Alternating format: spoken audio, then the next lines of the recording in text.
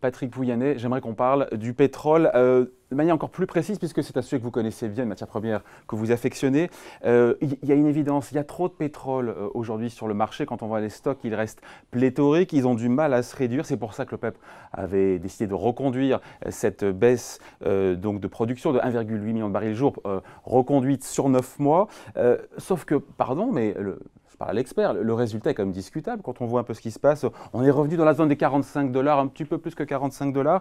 Est-ce qu'on peut oser dire que l'OPEP a perdu un peu la main? Vous allez me dire que non, parce que vous avez des intérêts communs. Hein. Non, mais attendez, n'allez pas trop vite là. Il faut arrêter de. Faut pas regarder l'écran tous les matins. Vous le faites pourtant, vous le faites, regardez l'écran tous les matins. Je regarde, mais je veux dire. Vous auriez tiré, on se serait vu il y a un mois, le prix était à 55, vous auriez dit l'OPEP a eu raison. Donc il faut faire un peu attention. Je pense qu'il y a une volatilité dans ce marché, vous l'avez dit, mais on sort de 3 années, 2014, 2015, 2016, pendant lesquelles la production était supérieure à la demande. Donc on a augmenté ses stocks. C'est pas parce qu'on décide le 15 novembre 2016 qu'on va réduire sa production qu'il y a un effet immédiat. Le plein effet des réductions de l'OPEP, il est seulement depuis le mois d'avril. Et puis je vous rappelle, enfin ça, pour les experts, puisque je suis censé être l'expert ici, c'est pendant l'été que la demande de pétrole augmente. C'est pas pendant l'hiver. La driving season, le fait qu'on utilise exactement. la clim. Donc quand on dit que sur une année, la croissance de la demande de pétrole va être de 1,3 à 1,4 million de barils par jour, ça se passe dans la deuxième moitié de l'année. Ça ne se passe pas la première moitié de l'année. Donc vous allez voir. On va voir ce qu'on va voir. Ça, oui, vous allez voir. Et puis d'ailleurs, au même moment, vous savez, nous, les grosses affaires de maintenance qu'on travaille offshore, on les fait pendant l'été. Donc vous allez voir que les stocks vont baisser dans les trimestres qui viennent, dans les 2 trimestres qui viennent. D'ailleurs, je l'avais dit dès le mois de janvier, devant le ministre saoudien, qui m'avait dit qu'il ne faut pas dire ça trop vite, mais je lui avais dit qu'il faudrait continuer à maintenir les quotas de l'OPEP en 17 et en 18, de mon point de vue. Alors, après, est-ce que c'est suffisant ?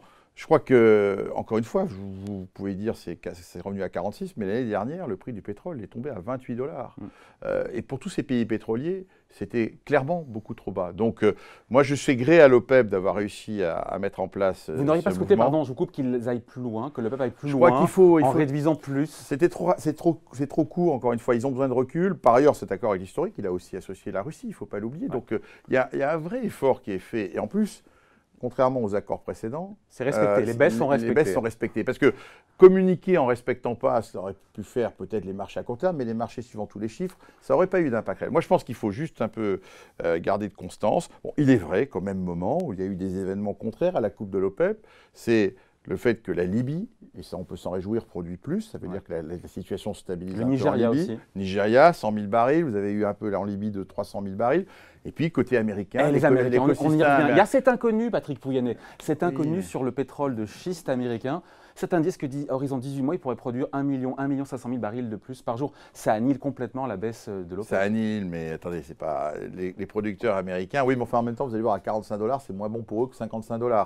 Donc parce que l'écosystème américain est extrêmement réactif, extrêmement sensible au prix, mais les appareils de forage, ils forent des nouveaux puits de pétrole au Texas où ils s'arrêtent en fonction du prix du brut. Donc là, si le prix retombe à 45 $, vous aurez moins d'activité.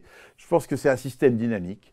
Je ne suis pas étonné il y a toujours un temps long dans ces mondes-là, parce qu'encore une fois, pendant qu'on parle et pendant que l'OPEP coupe, il y a aussi d'autres phénomènes, c'est que des sociétés comme les nôtres, qui ont investi énormément dans les années 12, 13, 14, tous ces projets rentrent en production en ce moment. Vous savez, Total, nous prévalons d'avoir une croissance de notre production de 14% au cours des 2 dernières années et 4% de plus cette année. Je ne participe pas vraiment de ce point de vue-là au fait, parce que j'ai des projets que j'ai lancés, que j'ai investis, et qui doivent rentrer en production.